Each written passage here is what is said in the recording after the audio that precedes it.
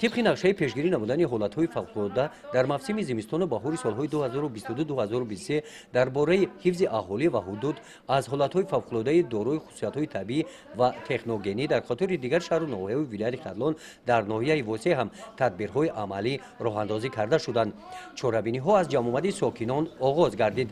در این ملاقات جانشین رئیس ناحیه واسع، راهبریان و کارمندان شعبه کمیته حالت‌های فوق‌العاده و مدافع گرجانی در ناحیه، رئیس جماعت دهات و رئیسان کمیته‌های محله اشتراک نموده عاید روزهای 15 16 و 17 فوریه سال 2023 در منطقه‌های خفناک ناحیه واسع مشق‌های غیر نقشه‌ای با جلب قوه و واسطه‌های نظامی یگانه دولتی ناحیه عاید به پیشگیری و رفع عاقبت‌های آفت‌های طبیعی دستور و سفارش‌ها دادند. طبق نقشه و مشاهده‌ها معین گردید که برای شناسایی و آگاهی یافتن در همه مؤسسه‌های حدودی دهات به نام عبدالعوض گوشه‌های مدافع گرجانی در حالت خوب قرار دارند. در حدود ناحیه واسع 27 منطقه خوفناک میباشد که از همین 27 منطقه خوفناک 7 اولی درجه میباشد، یعنی که در حدود جماعت دهات به نام خدای رجب از کارهای سال مستحکم کنی در همین دهم ماه فوریه و مارس گذرانده میشود.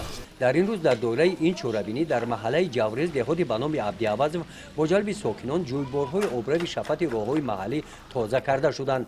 کارمندان شعبه کمیته حالت‌های فوق‌العاده و مدافع گرجانی عاید پیشگیری بیماری‌های سرایتی با کارمندان مرکز سلامتی دهاتی ملاقات انجام دادند. در سرگاه دهه جورز باشد با پیشنهاد جماعت دهات ساختمان نوهای آبرو شروع گردید.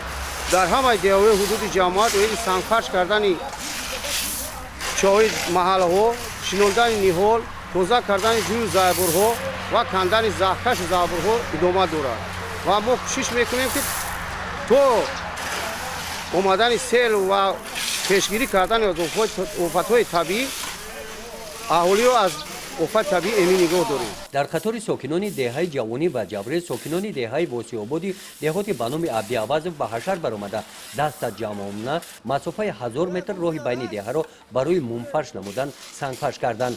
از شفت این دهه کانال کلان سیلپرتو میگذارد. این کانال سطح آبهای زیر زمینی را در دهه در سطح معین نگاه می‌دارد. در دهات به نام عبدالعوض با جلب ساکنان دهات همچنین راه بین دهه واسع آبادی کلان سنگفرش کرده شده. در شفت شارای دوشنبه کلوب بیخی نیال‌های سایه افکن ملایم کرده شدند. گزارش خوجا نظری خدای نظر ظهورов از ناحیه واسع برای برنامه اطلاعاتی نوید.